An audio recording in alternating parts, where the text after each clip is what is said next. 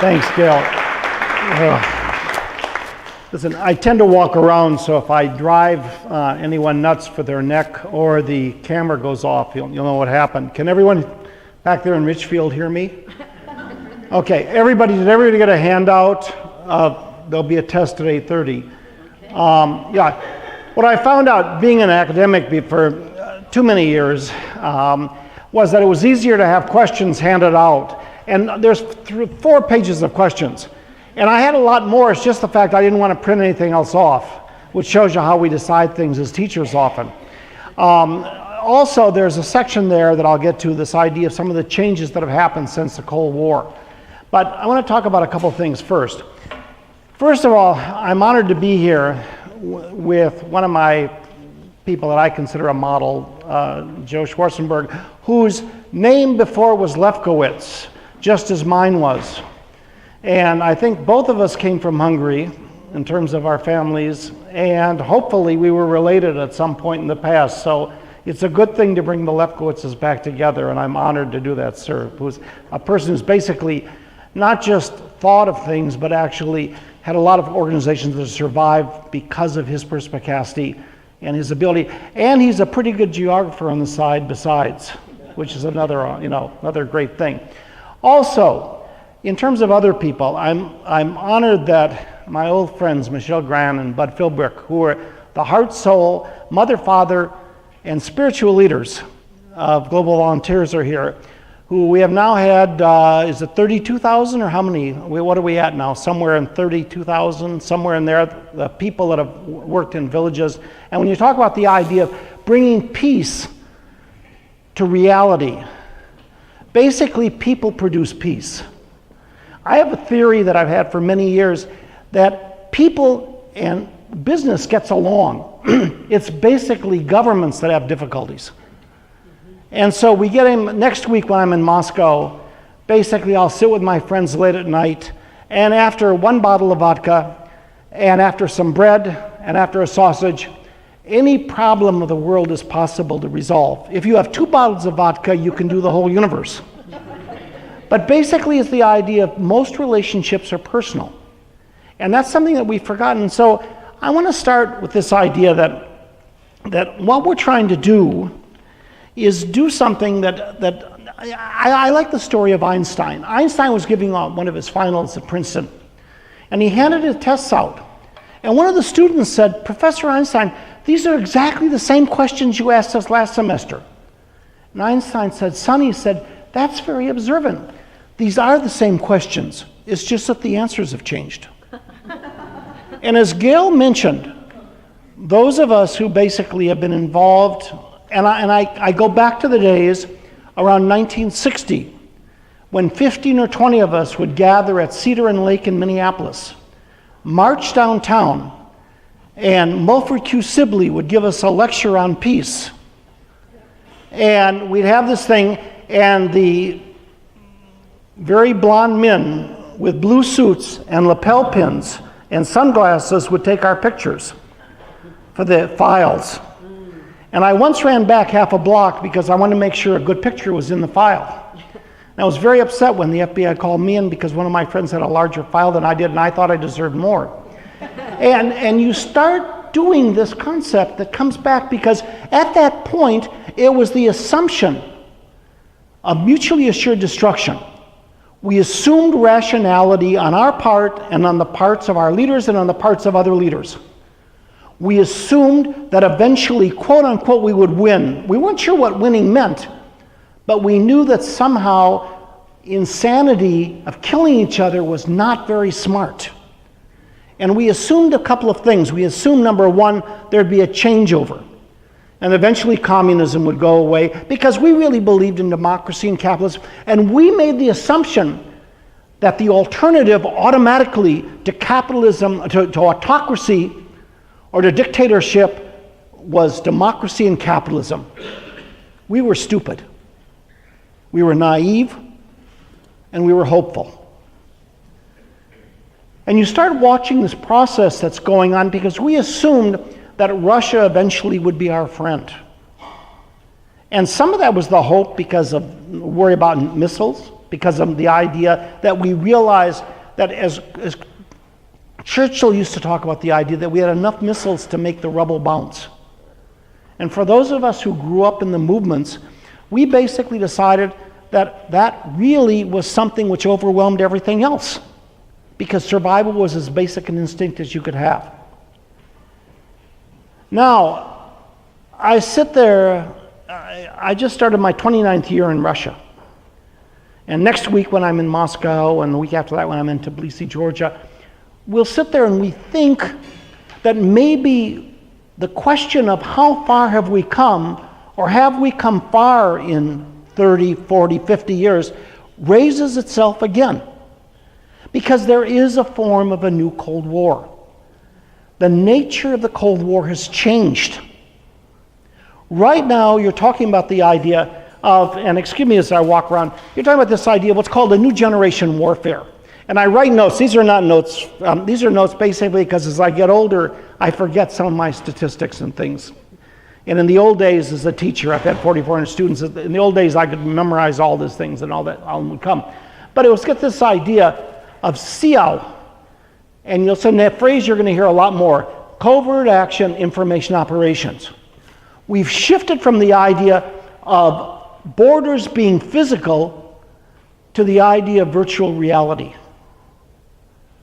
Where right now, we're not talking about physical fights over territory or brute force as much as the idea of subverting others, the pattern of others. And one of the things I'll come back to over and over again is that, once again, Vladimir Putin, who's laughing at us because his plans are working very well, you know, is that basically Putin believes that things are going very well. As I'll talk about Russia right now, Russia has never been the power that we thought it was. In the 1960s, we misjudged the level of their military power. They could have killed us, but they had practically no second strike capability.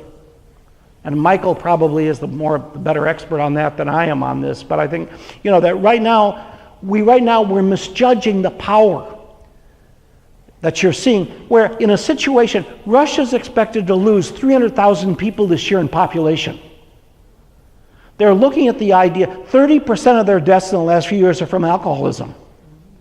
They're looking at 1.5 to 1.7 million people, many of the best and brightest that have left the country, including my wife. And my wife's a PhD, one of the top mathematicians in Russia. You know, and you're watching this idea of the people who were getting out of the country. One of the questions to Putin in his 4-hour session today was, why are so many people wanting to get out? I can truly say there wasn't a great answer, because you're not going to have that kind of discussion in Moscow. You're watching this kind of process where right now 30% or better of the Russian military, of the Russian budget's going to military, and 2.3% are going to healthcare. You're watching about a country where basically the life expectancy is close to a decade behind that of the United States, where AIDS, TB, and violence basically become epidemics.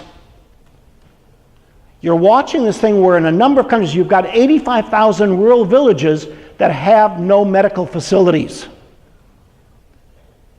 And that's the country we're considering as this major alternative. And one of the things that's frightening to us, and the Russians realize this because Putin's basic effort, and Putin understood this, you've got two alternatives in international affairs. Either you bring your country up to the level of the West, or you bring the West down to your level. What we're seeing is a process whereby the West is being brought down to the level of Russia in terms of belief in institutions, faith in systems. Because if you can't beat people straight on, this is pure asymmetrical warfare, where those who are weak basically strike at the heart of the strength of those that are strong. Putin understood this. Now, let me talk about the way the changes have come in the last number of years. In 1990-91, the Soviet Union basically ends. It was the idea, there were the two superpowers. Remember, when Khrushchev goes to the United Nations and he bangs his shoes down because we will bury you, he's not talking about physically burying you. He's talking about the Soviet Union will pass us in economic capability. That's what he meant. And as my wife talks about, it was this idea that basically every year things were going to get better.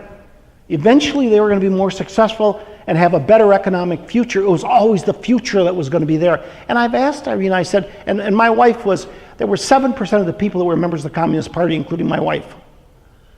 And I've often thought about this idea that if somebody comes to you and said, if you join the party, you can have a better education and a better job and have a guaranteed future, would you join the party? And one of my fears is the answer would be yes. Because you could travel and do all these things that the rest of the people couldn't. You know, and I asked my wife, I said, did you think communism was going to end? And she said, when you're in the middle of the tunnel, you don't see the end. You don't really believe something's ever going to finish because you can't perceive that something's going to be that different. So all of a sudden, Russia goes from the other superpower to a third world country with nukes. Overnight, 22 million Russians and 37 million Russian speakers find themselves without a country. And all of a sudden, one of the things that we never understood, because we won. We put this, the Russians and ourselves had put this in a Manichaean relationship between light and darkness, the evil empire and the good. And we knew which was which. Reagan defined it, but it really reflected our view. Because everything had been made to be bad and good. And all of a sudden, we won. We beat evil. And at that point, we really thought the end of Russia was there. The Russians, all of a sudden, and it's something that we're starting to understand now, when you're not automatically the world leader. We've been the leader for so long of the world and had the world basically doing what we wanted for so long that it's hard for us to perceive of anything else. Well, for the Russians, it hits them. All of a sudden, they don't matter. They're hungry, they're being left out. Anders Aslan and Jeff Sachs and the boys decide that we'll put them through shock therapy. And so the babushkas go hungry. The people are out in the streets selling their medals, they're selling everything, and it was a horrible period to be there. People lost a sense of pride. And one of the things we never understood was the role of psychology in international relations. People need to have a sense of self. People need to have a sense of worth. Whether it is that you're powerful or not, you cannot believe in your ability to achieve if you believe you are always lost. We never understood that.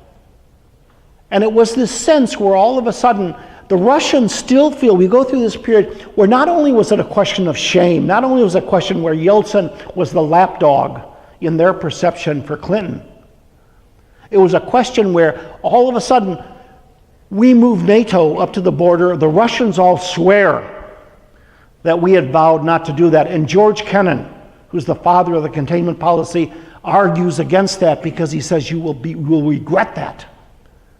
The Russians will remember that. We sit there and we bomb Serbia.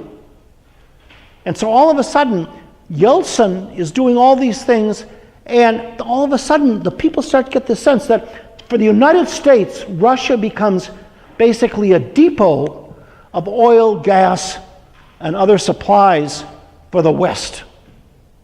They become our supply line rather than the idea of a partner. We had wonderful speeches. We had all kinds of programs. We had all kinds of investments that were there, but the Russians saw them as attempts to remake to make Russia in the image of the United States. And after World War II, this was automatic. We built a world after World War II in which we were the major superpower. We built what I call the triangular relationship. We were at the top. If you wanted to be like Hoppy, you had to eat like Hoppy. Where we put the United Nations in New York, because as everyone knows, especially those in Brooklyn and the Bronx, Manhattan is the center of the universe. We basically put the world, we put basically the World Bank, International Monetary Fund, they were all in America. Because if you wanted to learn about economic development, you came to the United States. Though in 2007 and 2008, when we went through the recession, we were able to stop all these people pressuring us from other countries finding out how to do about economic development because we couldn't figure out how to do it ourselves. But we put all the institutions, they were all with the United States because the United States was the shaper of the world as is and as was going to be. And the rest of the world understood the sense that if we did things, or they perceived that if we did things, it was for our own benefit. That basically we were creating where they were our clients, they were our customers, because the reality of this is that the rest of the world is 95% of our customers are somewhere else in the world, 96 actually now.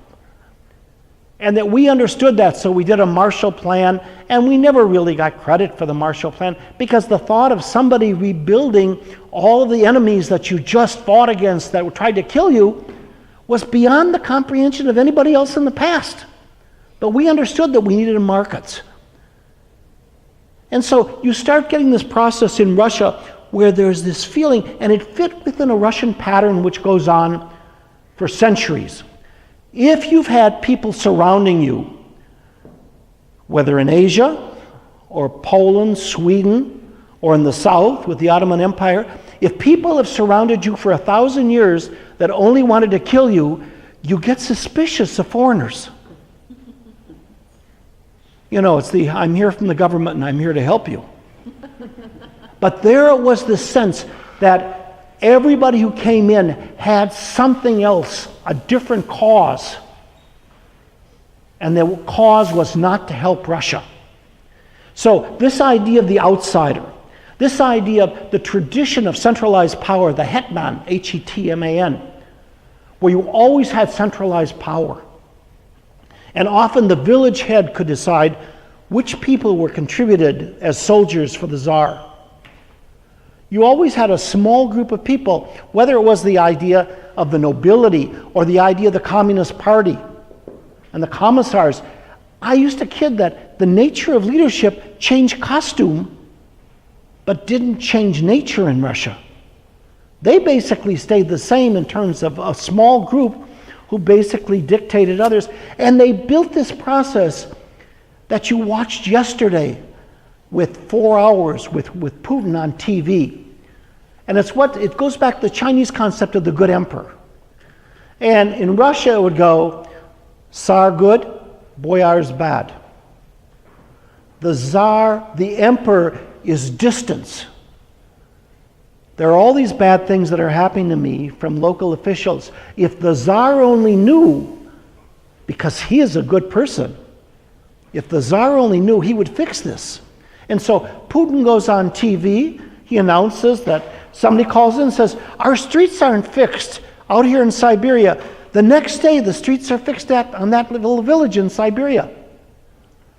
The good emperor strikes again. This idea of centralized power, where when we go in there with the idea of capitalism, and there had always been capitalism, people always understood about exchanging something and trying to make something out of it, or paying something and so you get something back. That was not new.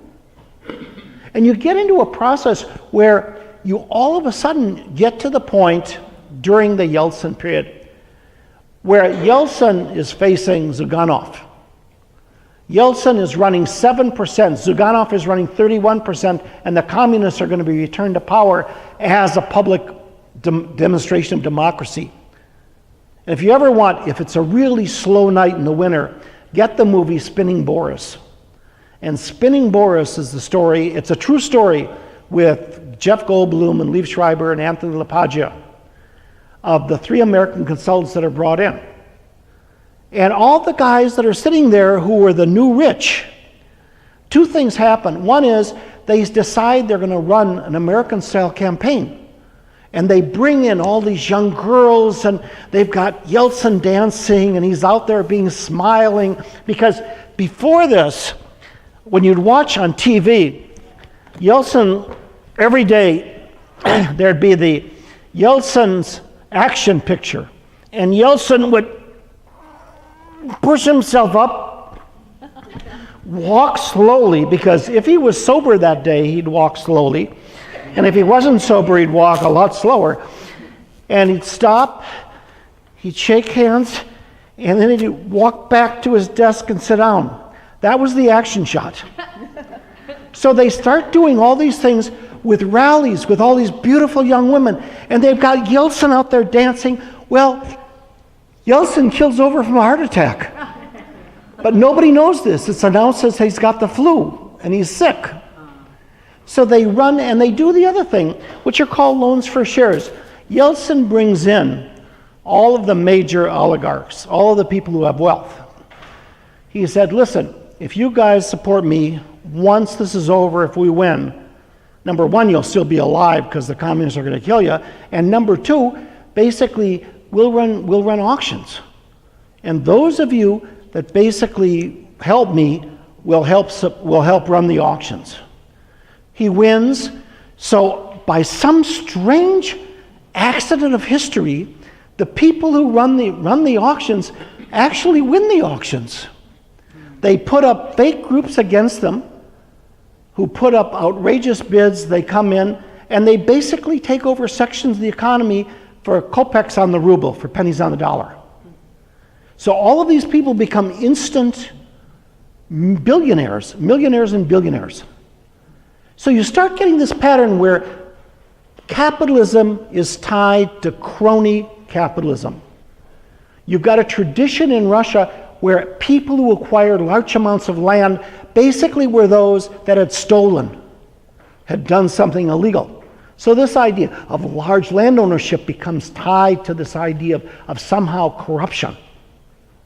And so all of a sudden you get this process coming in. Suspicion of outsiders, a normal paranoia. Because after hundreds of years, what you start to do is you start to get worried about the idea about how do you explain Russians always getting screwed on something? But one of the things is the advantage. If someone else has always done bad things to you, you're never to blame. You always have the outsider to blame. That's paranoia. And so all of these things start to mix together where suspicion, paranoia, blame, the victim, Russia being the victim of others. Very few Russians will ever admit responsibility for anything that they can blame on someone else. You get all of these things that are patterns that come in. So Yeltsin decides, and this is one of those accidents of history also. And I think, I used to think, when you sit there and you have these moments as you get older, where you try and decide, was there a fatalistic aspect to your life, or did basically things happen to you that you didn't plan along the way? And thank God you can never find out what the real answer was, because you'd probably been frightened. But you start watching this kind of pattern that happens, where all of a sudden there's a delegation, there's a young man who grows up very poor. Now his father is wounded. His father comes back from battle and the house has been bombed. He sees his wife lying there and she's being carried out as a dead person. And she looks up and coughs, and he says to the people carrying, she's not dead. And they said, no, she's dead. He says, and he starts beating them. He gets her back upstairs, nurses her back to health, and the older child had died. But the younger child, Vladimir Vladimirovich, lives. And in fact, they have them at that point. He grows up, and young Putin grows up, and he grows up in the communalka, which is the idea that you share the bathrooms and you share the living room and you share the cooking space, but you have your own bedroom space. And he remembers the size of the rats that would either chase him or he'd chase down the hallways. He remembers this idea, and there's a theory that Yeltsin has sort of a bad leg. He's a little kid, But he's good at two things. He's good at judo. And he learns, because he's small, he learns self-defense. And the other thing is he's good at languages. So this idea, he walks in, the young man, he goes into the KGB and says, I want to join the KGB. And they said, son, you don't join the KGB joins you. You are found by the KGB.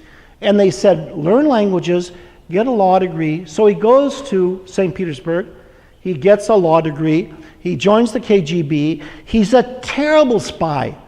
He's running 8 to 12 spies, all of whom were caught by the Americans. He's a tremendous failure.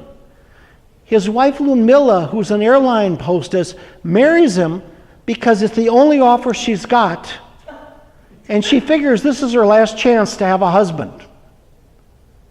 Because there it's tough. If you're divorced or you're single, it's really tough to be married or married again. And so she gets married, but she figures that he's got no real future. He goes back to St. Petersburg. He goes to Sobchak, who's the mayor, and who's his law professor and is the first democratically elected mayor for St. Petersburg, and whose daughter now is one of the big celebs in Russia. But Sobchak, he tells Sobchak, I've been in the KGB. Sobchak says, okay, so Sobchak gets him a job. And it's a job to basically do trade when other people come in to St. Petersburg. So a couple of things happen, and this is one of those fatalistic aspects, where a delegation comes in from Moscow. And the first thing you do in Russia is you exchange cards, because if you have a card, that shows you're a real person. And so it's a scandal happens where money disappears from the fund that Putin's responsible for. A few phone calls are made, Putin is protected, and his job is saved. The next thing that happens is one of the delegations that comes in from Moscow, he exchanges cards. Well, a year later, one of the guys in Moscow who's working for Yeltsin, his daughter is going to school in St. Petersburg. She gets sick. So the father's trying to think about, what do I do to help my daughter? And he picks out the card, and there's Yeltsin's card. It's Putin's card. Calls him and said, will you help take care of my daughter? So Putin does. And when they're looking for people to come in to Moscow for the administration, he remembers Putin, brings them in. Putin becomes one of the heads of the KGB, then goes to work for the staff. And when they're sitting there, and Yeltsin wants to retire, because there they have what are called clans, and clans are your grouping. There's the Siloviki, which are the men of steel, and there are people out of security. And then there's also the people out of the business community, and there's people out of politics and other different groupings that are there. The people around Yeltsin were afraid that basically if Yeltsin's replaced, the person that basically replaces him is going to do investigations, and they'll put Yeltsin in jail and take all the money back. So what they do is they have two choices. They have Nemtsov and Putin. Nemtsov was the one who was killed last year on the bridge. As you stand there in Red Square, there's the bridge right there where Nemtsov was shot. Strangely enough, at the only point where a truck was passing which was not covered by a camera and covered by the truck. And the flowers are mostly gone by now, or Putin. And they decided Putin would take care of them and would protect them. That's how Putin got to be president. He's elected, in March 2000 then, and starts the war, because the lesson was, if you get into a war in Chechnya, Georgia, or Ukraine, your numbers go up. There's a great logic to war. War brings a country together, and he's running between 82 and 86% favorable, which is somewhat higher than any person in the United States. And what happened was that not that percentage want to vote for him, because there really aren't. There's one alternative who probably, if he lives, will probably not be allowed to run Alexei Navalny.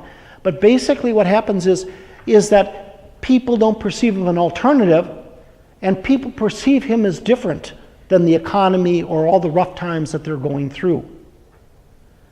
So Putin basically starts, and Putin calls all the oligarchs together and says, I'll make you a deal. you can keep all the money you've stolen as long as you don't go into politics. That was the deal made, is that you allow us to run the government and you basically can survive. You can travel. And for years, Stalin basically had not let people out of the country. And so you could get out. And for the Russians, going out of the country a couple times a year, for your middle class, was considered normal. Was considered it was expected. And many of my Russian friends have traveled far more than practically any American that I know, just because it was this sense of something that was forbidden for so long. And he says, you can keep everything you've stolen as long as you stay out. Well, one guy challenges him, Mikhail Khodorkovsky. And I may be the only American that Khodorkovsky owes $1,000 to, but you know, and I'm not going to ever get paid because I did a job for their company and they never got paid. And believe me, he's got worse problems than, he doesn't even know who I am, but because the company owes me money. But all of a sudden, Khodorkovsky announces he's going to run against Putin for president. He starts paying for people, and in Moscow, if you want to work for the Duma, a lot of times the corporations pay your salary to be on the staff of the legislators or the Duma. So Khodorkovsky paid, when you talk about the best money that you can buy legislators with, Khodorkovsky spent millions providing background and money and staff people for the legislators. And third, he got into a fight with Putin over where oil lines should run, whether to China or basically to Japan. So all of a sudden one day, 25 people with balaclavas, the mask, and machine guns get on Khodorkovsky's plane, and Khodorkovsky's arrested and spends 10 years in jail. He was supposed to get out earlier, but Khodorkovsky did the terrible thing. You were supposed to swing your arms as you walk as a prisoner, but Khodorkovsky, I may get this wrong. Khodorkovsky, you're either supposed to put your hands behind you and he swang his arms, or vice versa, one of the two. So they extended his term for an extra 2 years. And basically they wanted just to keep him in jail as long as possible. So Khodorkovsky's out now and he's paying for a number of movements and things against Putin. But it was the lesson that was learned, because Putin understood it, was the idea of what's called the vertical of power. And the vertical of power is that people didn't really want to vote for governors, so let me just appoint them. So all governors became appointed. Basically the upper house, which would be like the Senate, or basically those became pretty much appointees, but now they're elected and they're chosen, but off a list that pretty much is approved by Putin's party and by Putin.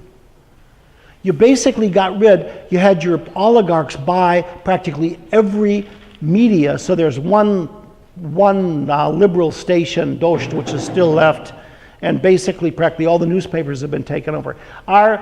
The newspaper, wait one second, I forgot to hand this out.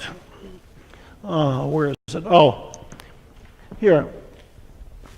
The newspaper I write for, this is Rossiki Veste, and I've noticed that some of your subscriptions have lapsed. We are Putin's paper.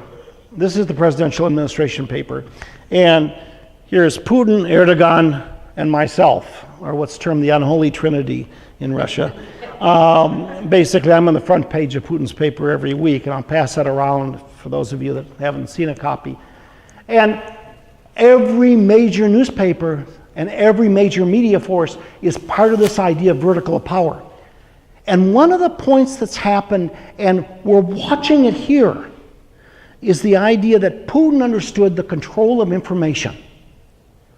If all you hear is what somebody tells you, and you have no alternative sources except for maybe the internet, and even there, those are discredited often, do you start to believe it? And the answer is yes. So all of a sudden, the United States becomes evil. This idea of playing to the idea of the paranoia, or this idea of those people who have done this to us, that you start to have a sense about how do you recreate the spirit. And one of the things that Putin has done, he's recreated a sense of pride in Russia. People feel that, yes, that they're having difficult times. My friends, when I sit late at night and talk with my friends, the optimists feel that it'll be 5 years before the economy gets better, and the pessimists feel it'll be 10 years or longer. And you start watching this kind of process that's going on where they realize that the difficulty is going to be there, but they sense that, by God, the world's listening to us. The thing that they wanted the most was not to be ignored, to be included at the table. And the world had basically declared that they were not the other superpower. And so Putin basically starts to do the strategy. Putin, and I call it my effort at Judo politics.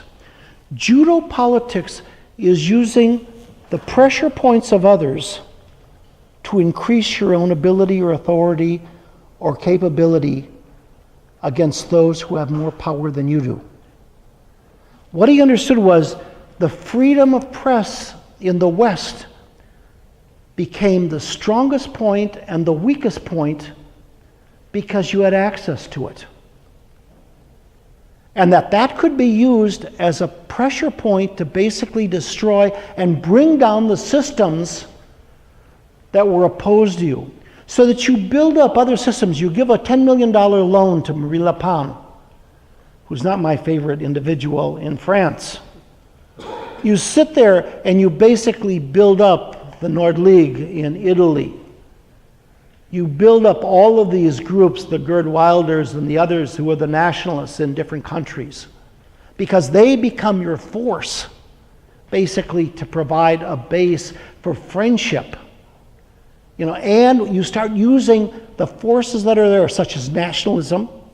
And what they do is, Putin starts to understand, there's one of the old philosophers, Ivan Ilyin. And Ivan Ilyin was kicked out of Russia, was an aristocrat kicked out of Russia. And Ilyin talks about the idea, the Russians have this great sense of history. And I'm on the board for the Historical Journal of Russia. And I'm there, and the Russians have this sense where the basic question in Russia for years is, what does it mean to be a Russian? Is it geographical? Is it ethnic? Because all of a sudden, there's the possibility that by the middle of the century, you may have a majority Muslim nation, just because of birth rates. So you start getting this pattern where, number one, what does it mean? Where does a Russia begin? Russia, which used to be part of 15 different nations that were together as the Soviet Union, all of a sudden is Russia, but you've got all these other people, you've got 83 regions, many of which basically are not majority Russian. And you've got all these other different ethnic groups and languages that are there, and then, so all of a sudden, who is a Russian? Because for years, they had the section, line 4, or line 5. And it was the idea of what was your ethnic background. So, my friend Adam Dzhongelov, whom I lived with for 2 years, Adam was Armenian. Their family had been in Moscow for 90 years, but his passport still said Armenian. Now, I tried to explain to somebody that being an American, the first year, the first day you got off the boat, you were an American. You may be an Irish American or a Russian American or a Swedish American or a Norwegian American, but you were an American. In Russia, if you were a Jew, like I am, you were Jew, you weren't a Russian. Russian meant the great Russians, the white Russians. And so for those people, there was the concept of separation. And so what happened was that Ilyin comes along, and Ilyin back in the 20s starts writing. And he starts writing this pattern where the point of Russia is based upon the fact that they are different than the West and different than the East. There's a unique Russian culture. The Russian culture is based upon the idea of religiosity, morality, and as a standard against the threat of the West destroying the morality of Russia. So issues such as gay rights, feminization, this idea of equal treatment of women, all of these go against what they can perceive of as the traditional moral values that the Russians have to protect. So you start to see in Russia the growth again of the Russian Orthodox Church that basically is able to help design all the school books, that basically is able to have tremendous influence, and they always survived. There was always the grouping that would support the Stalinists, that were there. But what happens, you'd always keep a church open or a synagogue open, but some of them, I was at the reconsecration in Ryazan of a monastery where they basically had made it into a nightclub, and all the basically graves were in the floor, and so all the dance club was dancing on all the graves. And they were reconsecrating it that day that I was there, that I spent with the monks that was there, that you start watching that there was always a mosque open, or there was always a church or a synagogue, just to show that they believed in religiosity, but nobody went. And on the day, I remember on the time when the 1000th anniversary of Christianity came to Russia, and you'd see the little old ladies in the churches. Now you're watching a process where 70% of the people believe that they're Russian Orthodox, but only 10% of the people go to church at least once a month.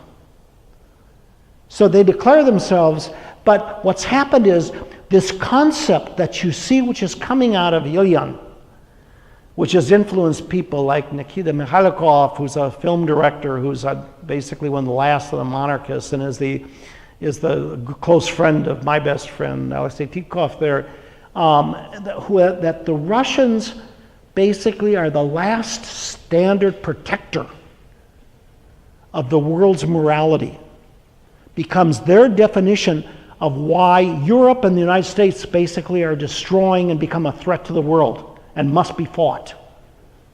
And so what you're watching was this shift, and let me go through some of these things. Excuse me while I use my glasses, that's one of the functions of getting older. I wrote this section, I started sitting down and I started thinking about this idea about how did the world change? Because, when Gail asked me to do this, I started thinking about this idea about what did it mean to have a Cold War, and what did you start to do in terms of changes. That what we're seeing is we're starting to see a pattern which is different. First of all, this idea, there's a change. We're talking now about limited nuclear war as a possibility. This old idea of mutually assured destruction meant you didn't limit it, you stopped it.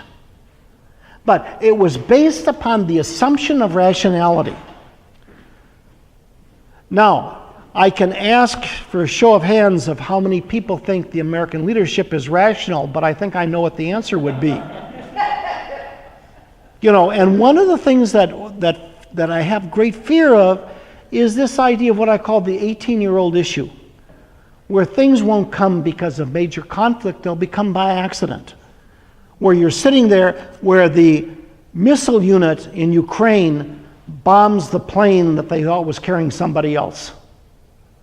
And that, you think about, we forget about people like Gregorio Princip, who killed Franz Ferdinand, and basically World War I comes out, but we never foresaw that the war would come out in that kind of form, and that's the way there's a good chance that war is going to come, in this sense, but we assumed rationality. And what you're seeing are fights that we're not really discussing publicly. We're seeing an international fight now between the forces of authoritarianism and the forces of democracy, though sometimes it's hard to figure out who the Democrats are that are left. You're seeing that as a fight which is coming up. You're seeing a fight internationally with this idea of transactionalism between the idea of systems that are rules-based as opposed to based upon personality. We've created systems, and one of the things for those of us who lived through HUAC and Joe McCarthy, thank God the system protected us. We weren't sure whether during the middle of it, whether it was going to happen. But it did protect us. That's one good thing. Just as it did during Nixon, the system protected us. Because one of the things you understood, that the Russians, we couldn't get across to the Russians because we didn't understand ourselves, was that you don't just declare a democracy, you build a system based upon rule of law, the idea of NGOs, the idea of the role of religion, the idea of a free media, You build the idea of courts. You build all in the international freedom of institutions that basically stand as restrictions on the concentration for evil of power. And one of the things that I'm afraid of now is that I question again whether the institutions will basically protect us. Because you get to a situation, I watched after 9/11 with the Patriot Act, or the idea of what the people will do if they're afraid. And in moments of fear, and what you've got is you've got both Trump and Putin declaring that international moments of crisis become the moments to justify your existence. And so what we're seeing is a test of rules-based systems as part of the rationality here. Secondly, this idea, we used to have communism versus democracy, or whatever it was that we are. This isn't the question of ideology. There is no ideology that much. What we're seeing is this idea of a challenge that's not based upon ideology, it's based upon momentary perception of power and gain against those that will challenge your position. We don't talk about communism or democracy, and unfortunately, even this idea of meetings between our government and others very, very rarely mentions things like the rule of law or human rights or things like that. Third, you've got this idea, both Trump and Putin, who basically are more alike than they are different in a number of ways. And what happens is you've got basically a process where you're seeing, this idea where the question of centralization of power becomes more important than the issue of what are you using power for? What is the purpose of power? And we always perceived that the purpose of power was basically to build something better for the people that were there. Next, we're watching this idea. The changes in information systems have become key for at least two different reasons, possibly three. Number one, with a 24/7 news cycle, there is no off time for consideration. You're put into pressure, your decisional point, which used to be weeks or longer period, now is telescoped, where you've got to have some kind of reaction on a regular basis. Secondly, and here's more important, what Putin understood with the idea of centralization of information has become an essence. When I'm at the gym every morning at the Y, those of us that are watching CSNBC or CNN are not watching Fox News. And the Fox News people are not watching CNN. We've created our own information systems which reinforce our justifications rather than provide information for our knowledge. And is this much different than Russia? No. What happens is we've identified, we have the alternatives, we just don't pay attention to them, and we've built our systems now based upon reinforcement of information, which is one of the great tragedies because we talk by people, not to them. That's our great tragedy right now. And my point is that people assume that your friends, I was in a meeting the other day, and we went around the room, and there were about 30 people there, and 3 of us had voted for Hillary, and everybody else had voted for Trump. And I kept saying, how did I get in this room? And what it was the fact that I realized that my friends were all like I was, and I don't associate with that many people that aren't like me. And it was my loss, because I didn't read the kinds of people that basically would write stuff against me, and that was my loss. I'd like to think it was their loss too, but it was my loss, because that's all I could control. And so what happens is we build systems now, and Putin understood this before, because Putin understood the role of information, which is why you're seeing fights, which is going to be the next big fight internationally, not just over net neutrality, which is a domestic thing, but over the idea of control of internets internationally, where China basically has controlled everything internally, and Russians are now trying to make sure that all the servers are basically within Russia, because something like 65% of all the information came up from servers outside. And they want to make sure that everything is controllable and stoppable for those things that they don't like. Next, the Russians truly feel that Russia is coming back. Russia is resurgent. Now, go back to my point about pride. People feel they can do things and have a future when they feel they have worth. This is something that's changed from the older period during the Cold War and right after it. And the Russians, for years, I was sitting at the newspaper one night, and we're sitting having pizza and beer, and it's about 11 o'clock at night, and we're all sitting there writing stories. And we're talking about the idea about Russian attitudes toward the United States, because the Russians knew everything about us. I once was in a contest, or I was trapped in the back of a car, actually, where there were three of us in the back seat, two in the front in the small car, and they were having a contest naming books by American authors that I had never heard of. And each of us were supposed to name different authors because they knew everything that had happened in the United States. And one of the young reporters asked me, he said, Todd, he said, what do the Americans think about us? I said, we don't. We don't get up in the morning and say, what are they doing in Irkutsk? We don't pay attention to that because we've always been focused so much on ourselves. But the Russians can tell you who the different leaders are in different houses and who they've watched the American TV shows, because every spaghetti western that every bad actor has ever done, I promise you, has been on Russian TV or in the Russian theaters. And so they have an understanding of this where we don't. And you start watching this idea that one of the things that's happening is Russia has believed that they could not be left out if the world was being divided in a different way.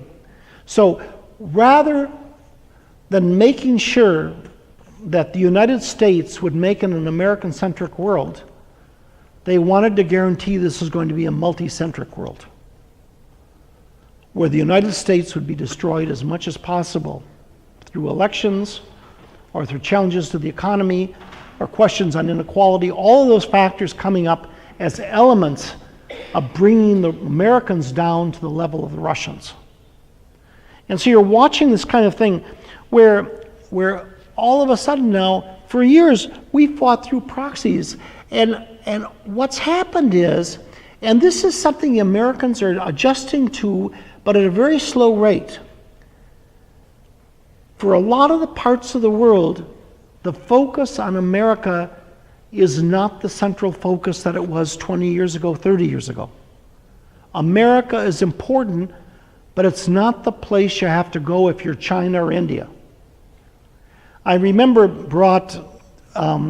we were sitting once at breakfast with Gary and Cheryl, and he was mentioning about the idea that the Indian Institute of Technologies, that all these new IITs were being built, but if you couldn't get into the Indian IIT, you were forced to go to Harvard or MIT as your punishment. That was second level. And all the people that basically have returned to China, returned to India, or decided that there were other places, Britain or other places, Australia, that basically were potential for your future, but it wasn't the America. And the question of America not being the major power is something that other people are starting to question across the world, because they're starting to feel that the change has come and that we're the only people in the United States that don't understand it. That's the fear that they're starting to question. So what's happened is we may worry about this Cold War when both of us are becoming less relevant than we were before. That's one of the great ironies that's happening here that we don't understand and we don't even want to talk about. You're watching this idea of cyber warfare. What we're seeing is that we're going into fights of virtual reality, where it's not the question of the borders become virtual reality. Because you're sitting there, the Russians basically hooked into 39 state voter registration lists. You know, this idea where we did the Stuxnet, which basically hit the Iranians. The Russians supposedly have this new system that can stop our electrical systems. What the Russians understood that we have not fully grasped is that there's a major change happening in the world. The major change is that we are centralizing many of our formal systems. It's not just Internet of Things. In fact, in some ways, it's Internet of Things on a much broader basis. It's the idea where banking, electricity, finance, all of these things are interrelated inside of our cyber systems. So we've centralized our systems at the very moment we've decentralized access to the systems, where an 18-year-old kid can buy a kid in Russia and hack in. So they understood the relationship in terms of bringing down entire systems by anybody. And so you get this process in Russia where with the new forms, you worry about stuff. Let me find my note here. Oh, come on, Lefko, where are you? Oh, all of a sudden you get into obfuscation, deniability, and misdirection. That's control. You misdirect who's responsible. That's why the Russians can basically say, no, we didn't do this. But everyone knows, but you can't prove it. Because it's some kid sitting in Siberia who's actually been funded by the KGB. You know, so you get that kind of process. Let me do this. Let me take about 3 more minutes and we'll open up for questions and everything, if that's okay, Gail. Okay, now, there's the other factor that's here is the role of China, which has changed. In the previous period, Russia was much stronger. And the thing that frightened Russia was the idea that practically nobody lived in Siberia. And it was the thought, it was the old joke, like the one with Boeing in Seattle about the last person that leaves Seattle, please turn off the lights. The last person that leaves Siberia, at this point, they're going to be Chinese turning off the lights. Because of land or resources or the idea of trade, you're seeing millions of Chinese basically coming in. And you're starting to watch a pattern where all of a sudden the Russians see themselves as equal to the Chinese see the Russians as one-trick ponies based upon oil and gas. Right now, oil, gas, and armaments are 90% of Russian exports. But the Russians basically, in the period in which when oil was $116 a barrel, the pigs were rolling in the trough. When it went to 29, the pigs were a lot thinner. And what's happened now with the stability of shale, guaranteeing that you're going to remain in a $50 to maybe $60 range, the money's not coming back. And the point that the Russians could have invested in infrastructure in terms of roads, bridges, sewers, and the idea of railroads out to Siberia, because you've got 75% of Russia, which is basically tundra or wasteland. They're going to be the only country which is probably helped by global warming, because it's going to open up some areas that weren't there before. You're watching all of these areas, so that the period in which the money was there, everybody stole. Money went to Cyprus, which is basically a Russian suburb. You know, when you're sitting in Cyprus and the newspapers are there, or you go to Dubai. And I walk into a men's store in Dubai, because we were doing, for 2 years, we were doing shows in Dubai. And the instructions, the menus are in Russian. And the men's store, you walk in and you're whites, the guy goes, and I said, yeah, I speak English also. You know, they just assumed you're Russian. And so you start to see the pattern where the money left the country. And so the money is not there for reinvestment. You're watching, all this money going back into the military budget. You're seeing $1.8 billion a year going into Syria, but they're not getting much back for it. In fact, it's been a pain in the tail. Because the trick is not to control. The trick is to stop Americans from controlling and to basically have what's called frozen conflicts, where you control Georgia, you control Ukraine, you control Moldova, and you basically control Syria to ensure that nobody else gets a Finlandization of the process where you've frozen the activities or actions of others, for there to do it. Let me do one more point that's here. We're seeing a fight then. There's two issues that are coming up. We're seeing international fights that Russia and the United States are involved in over globalization, number one. We're seeing a pattern of functions going two levels at the same time. Some functions are going to higher levels, such as the International Criminal Court, or the idea of the attempts at things like a Paris Agreement on climate change. That's going up from a national level because people realize that for some reason, pollution didn't stop at the German-French border. The second aspect is the idea of inequality, which starts to raise question about what the true impact of capitalism is and has been. And so you're starting to see questions over the idea of what the future of development and economics and power should be.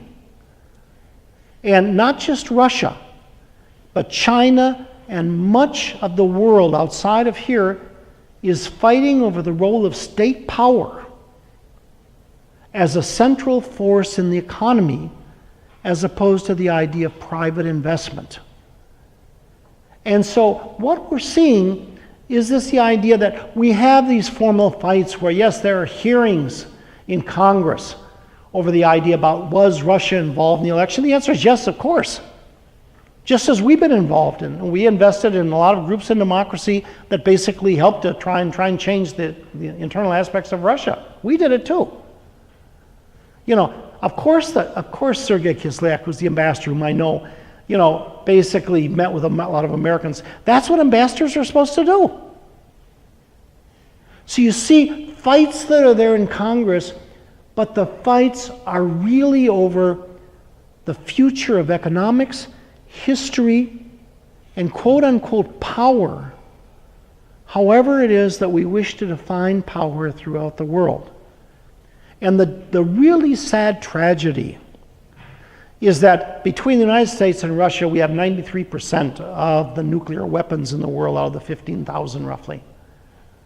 We're sitting there, we think about that. In reality, we have no process here for discussing these other issues of international power, the idea of globalization, the idea of international architecture of institutions, the kinds of things that Joe's writing about.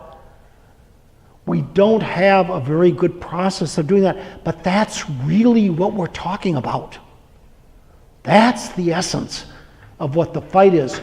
So we're fighting over the wrong subjects with the wrong language in language that we don't listen to each other about. So let me stop there and take questions and let's have a discussion. Thank you. Okay. In the back.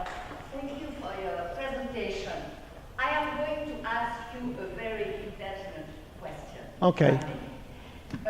You have given us a rather dark picture of Russia, the vertical of power, the corruption. Now there is no doubt that during the Cold War... I'm hard of hearing, so if you could come forward, would it be helpful? I literally am hard of hearing, so. Пожалуйста. Thank you. My name is Catherine. Очень приятно. Yes. My question is, I have been privileged to be in Russia 3 times for 5 months in the last 3 years. Yes. I have met many Russians who are trying to keep a self-respect and to work honestly. Yes. I would like to know, given the dark picture and true picture you have given of Russia, corruption, vertical of power, how are you managing as a business person not to be corrupted? How do you manage to stand up to the vertical of power? Yeah. Because I have heard the Russian stories, and I would love to hear a few of your stories. Okay, the question is on how basically, thank you, спасибо большое. How do we basically survive and not become corrupt in a system which is corrupt? That fair on there? For one thing, The opportunity to become corrupt has been presented as a happy alternative in a number of cases in the 29 years I've been there. What we do is a couple things. Number one, we don't pay bribes. I lost out on a contract in Tashkent on a garbage energy plant because the Germans came in, and I thought we had it because we had the tennis partner of the president, and we had a lot of good things going for us. We lost because the Germans could do bribes and we couldn't. And thank God you appreciate that. This is an American law. Now, we get things to the border, Russians have to take it in. So we'll ship stuff from here, actually from Wisconsin or Ohio usually, and it'll get to Finland. Most companies have favored locations at their customs, and they've worked out relationships. The Russian government's trying to make this more rational, and it's fair. I understand what they're doing, where they've done, because for years they were fake contracts, where what you do is you pay for something, but you charge a lot more. They'd pay you, and then you'd put the money in a separate place and split it, usually in Cayman or someplace else. You know, and that's reality. And the Russians all have to pay bribes, or most of them have to pay bribes. The 3Ms don't. The big companies say, screw you, we're not going to pay it. And usually Yeltsin and those guys would leave them alone. It's the middle-sized and small companies where, when I started off, there was the drawer on the side, on the right-hand side, the top drawer on the right-hand side that you drop money into. Or I'm sitting there meeting with the Deputy Minister of Agriculture in Russia, and his first question was, we sure would love to see Minnesota. And I'm pretty sure that he didn't know where Minnesota was, but he knew that it wasn't Moscow. And we had this discussion, and I left, and I told my wife, I said, you know, half the problems of agriculture could be solved with one bomb in 10 seconds. And that was the reality of things, where we got ourselves in a situation where we don't do things internally. Our partners handle those things, and they have to go through hell. They have to go through a rough time. That still exists. The other thing is that there's a line, and Michael Andregg's more of an expert on this than I am, in terms of the idea of the nuances of spying and doing this. There comes a thin time. There are things you do for your friends, because these people become your friends and they become your protectors, that you take care of them. My suitcase is filled for things for my granddaughter in Russia. She's the granddaughter of Alexei Titkov. And so she's 2.5, and she'll get a number of her birthday presents because I missed her birthday. Alexei will get things, all the family will get things, all my friends will get things, and you bring gifts. You take a number of things. I've set up hospital appointments for the United States. You've set up trips. One of our partners is in Hawaii at the moment that my wife set up, for him at a hotel there. You basically do things. Those are all legal, and those come into the gestures of what you do for your partners and your friends. They're not bribes, but they're just done. And so we try and avoid that. One of the things that's bad is that as the Russian economy has gone down, a number of our partners are roughly having business at a level of 50% of what there was a year or two ago. That's been really tough because the sanctions basically have stopped access to international funds and international technology. And the Russians are trying to recreate their own technology. When you walk into a gastronome, the Cub Foods of Russia, and the gastronomes are any grocery store, and we've got within our 5 minutes of our apartment, we've got 3 types of things like Cub Foods with great delis and charging everything and things like that. You go there, and there's Lay's potato chip, there's Pepsi, there's Coke. Every product that's American is there, because all those things are produced in Russia now. It's like McDonald's. McDonald's grew everything in terms of wheat, meat, beef, everything. The apples for their own apple, everything's grown inside the country. So I kidded Alexei. I said, what we've done is we've stopped 30 people from going to their condos in Miami. We've done more than that. We've stopped money from coming in.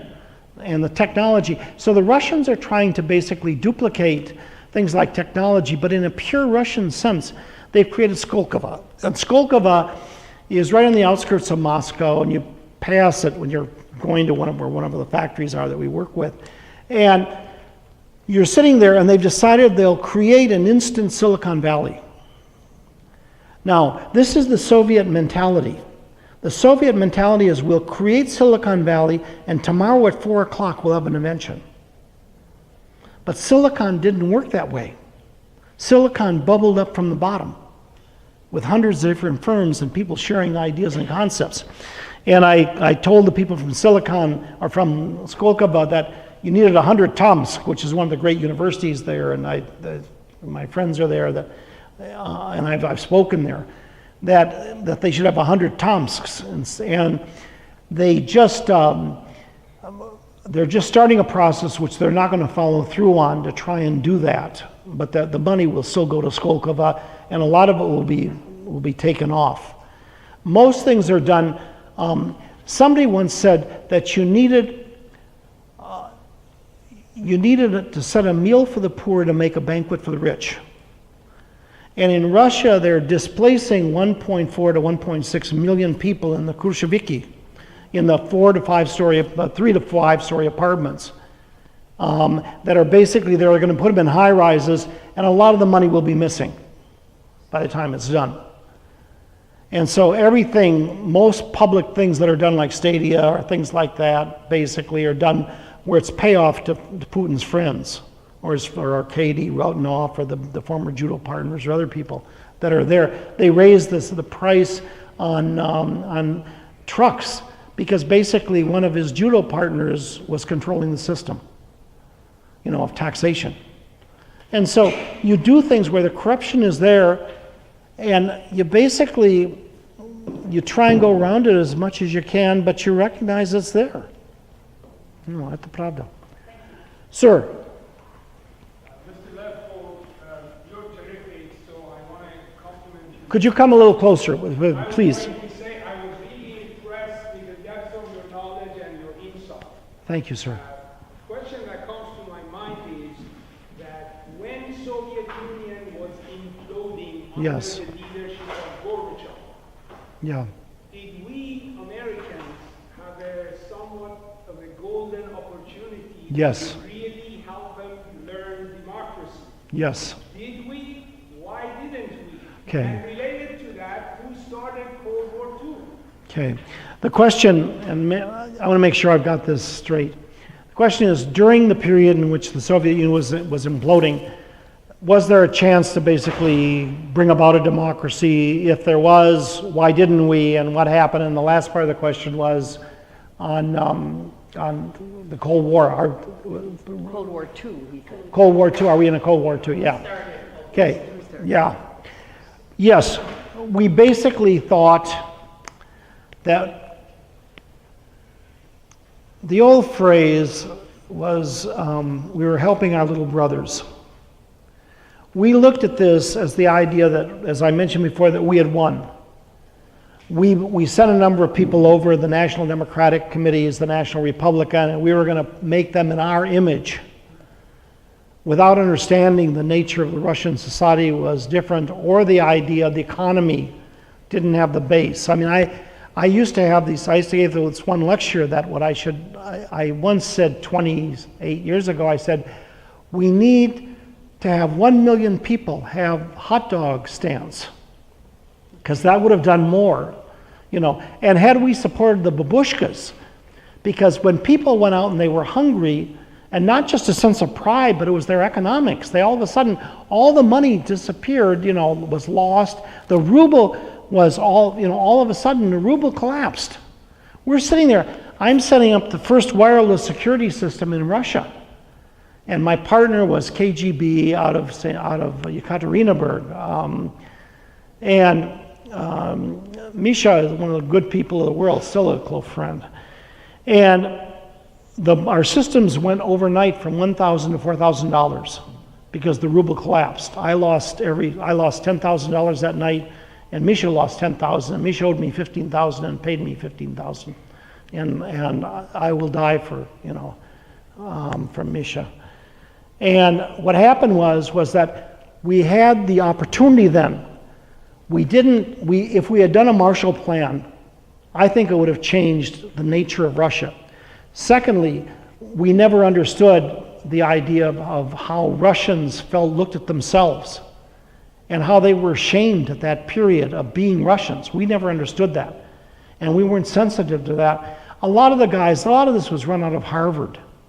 It was run as a semi-academic exercise where these guys were doing investments on the side. I beat Harvard out for one project because we were so much cheaper than they were, and they were aghast, the fact that they had lost something. The guys were doing all these programs that we were competing against them for. But they were getting the highest wages, and our programs were better, the ones that I was doing. And so we didn't understand.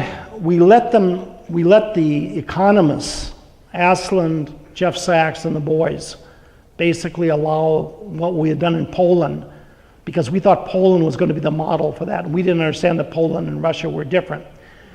Third was the idea that the Russians never felt that they were really equal. They felt that we were trying to make sure that A, they were ignored, and that B, that they didn't matter anymore, and that we were just showing our own power. And so what we did was we never understood how the Russians were reacting. We had the chance. Everybody there loved America. And I was giving a speech once at one of the universities in Moscow, and I said, you think that because we have pinstripe suits, briefcases, and business cards, we must be smart. Wait till you get to know us. And unfortunately they did, because all the Americans came and stole. And they went in there, and there's a process that happens in new markets where I call it little fishes think they're big fishes. And the truth was that most of these people they had access because they were Americans. In a lot of cities, I was the only American on the Soviet, the board of the Knowledge Society of Russia, which was the Education Society of Russia. And people, I got to places for 2 years. They put me on trains going across Russia giving lectures on business. I didn't know anything about business. My lectures on business were much better before I actually did business, because I found out that what I was really saying was BS. But I was much smarter before I did business. But they assumed because I was American, I automatically must be rich and I must be smart. And then all of a sudden they discovered a lot of our people weren't honest. And so we lost that pattern. We didn't police our own people. We didn't support them. And so you're getting this pattern where that's what they remember of us. And we screwed up at that point. Michael, I know, does that answer, Who started the Cold War II? Both sides did. Both sides did. There's enough blame to go around, and I'm not, as we say, I'm not recusing myself from that position in the current terminology. It's basically the idea that both sides, the Russians saw an opportunity to come back through the use of information systems. The United States basically has abdicated its position as a leader of the free world. And there is no such thing as a vacuum. One of the things that happened in Syria was the fact that they saw a vacuum, Russians saw a vacuum. They had a long-term tradition. A number of Syrians were married with Russians for many years because Russia had been off in the school that would train most of the officers. Syria became the place where they could test new weapons, because after the stupidity of what they did in Georgia, most of the weapon systems didn't work. And so Syria became the chance for sales and ties to the Middle East, along with the idea of an expansion of Tartus, their warm water port in the Mediterranean. That was there. All those things came together. And Assad, there was no great love for Assad. The Russians argued two things. Number one was that Assad, and this was the key thing, that the ending of Assad does not guarantee a better system.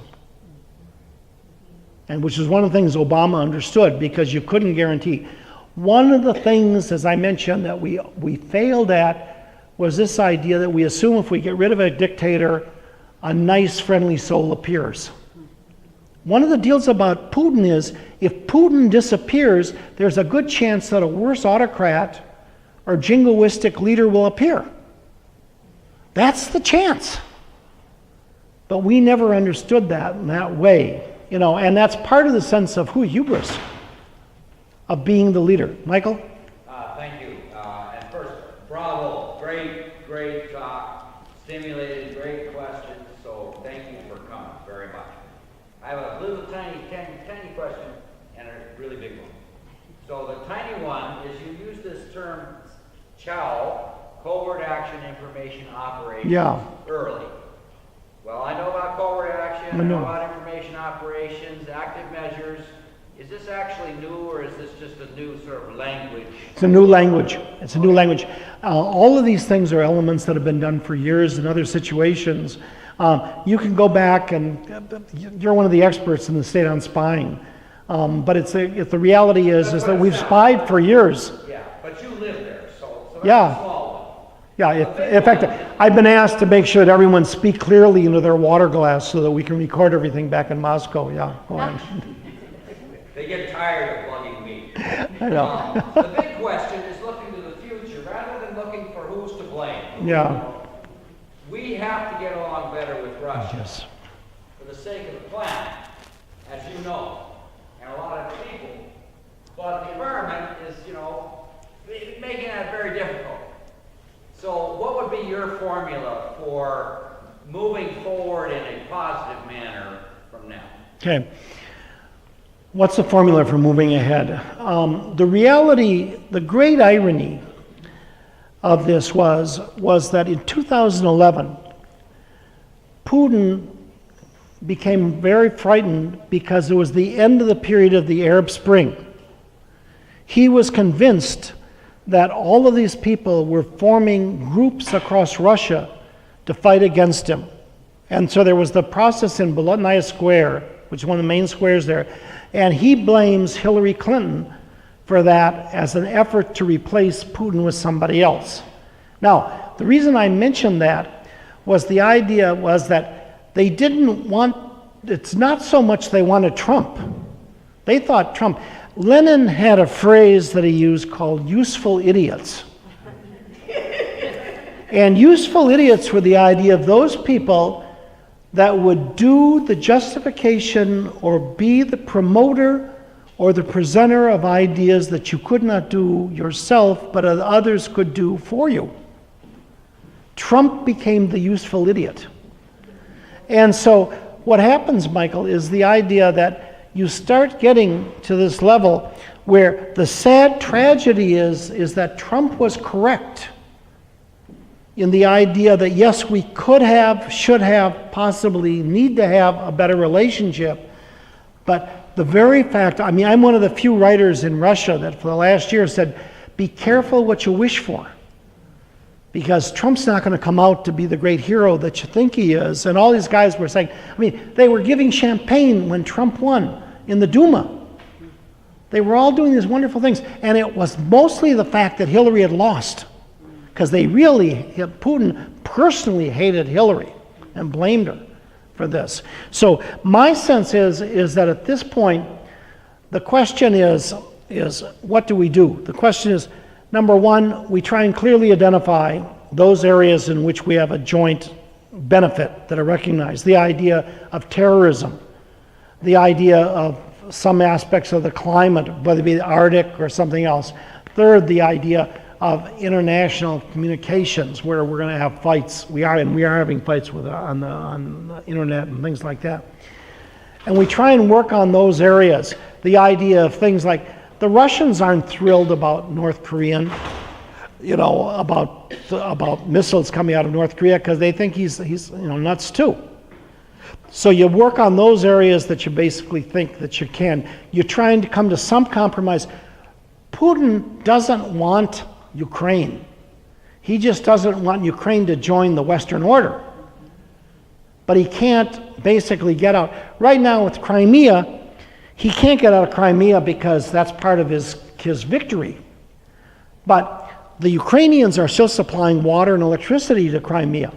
They're supposed to build a Kerch Bridge, but that's way behind schedule. The Crimeans are all upset because they're basically deporting a number of the Tatars to different parts of Russia, kicking them out and replacing them with Russians, so they can change the demographic nature of Crimea. But they're convinced that the Russians are way behind in terms of the investment that they're supposed to be making in Crimea. So they want to settle something, because what he wants to do is get rid of the sanctions at this point. So my sense is that you A, identify those areas that you can work on. B, you basically do stuff like a Global Volunteers, that basically what you do is you work with people as much as possible.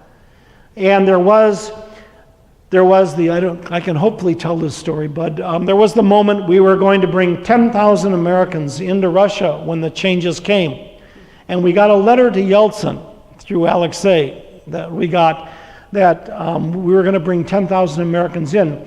And we are only 9,900 and what short. But it was this sense that people build relationships.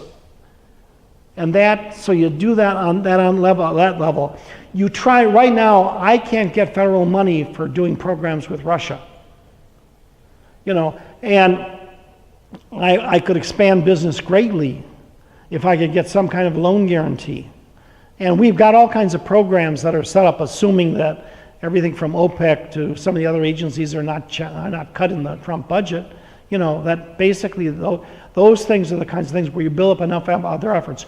For years, there was what was called the Big Mac relationship, where no countries that had Big Macs gone to war with each other.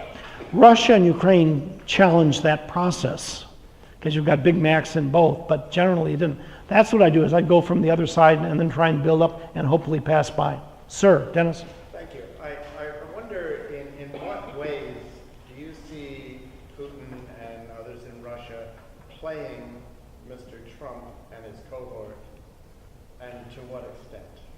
Because I think that they're just playing games with him to see how far they can get to weaken. Well, at what point do we see Trump being played? Number one, the idea of discomfort. There's a theory across the world that the United States has power, but basically is dysfunctional as an organization. That we can wipe out the world, we have the best universities, we have more money than anybody else, we have all the elements to do these things, but we can't get our act together. And so the greater the discomfort of Washington, the greater the separation within American society, the longer the things like the potential of impeachment, those things are things that the Russians applaud fully. I mean, the Putin's joke, and Putin would appreciate this joke too, where he said today, if Comey feels unsafe, he can always find security like Snowden in Russia. He knew what he was doing. It's one of these, let's stick it to you. And so I think they're seeing this where Brexit is wonderful from a Russian standpoint because it breaks up the EU. It breaks up the idea of any Western organization which basically can challenge Russia. So what you want, if your basic effort is to destroy the systems of others and to weaken them, basically the patterns, in fact, the amazing things, Michael, going back to your question, one point I should have raised, which is tied to this, you look at the things that have caused American problems. If somebody had told you 16 years ago that we'd still be in a war in Iraq and Afghanistan after 16 years, how much public support do you think there would have been? Secondly, this idea of inequality and this idea of tax things, the things that are splitting our society, none of these are things that really Russia had anything to do with. We're more damaged by things we do to ourselves than what anybody else can do to us. And so the Russians sit there, and there's a limit, from a Russian standpoint, the fact that we blame Putin will help guarantee his reelection. Because we're stating this guy is so important that he controls not only Russia, but the rest of the world. And so, yeah, the useful idiots are out. Вопрос, пожалуйста. Questions? Any more questions? Thank you. Thanks.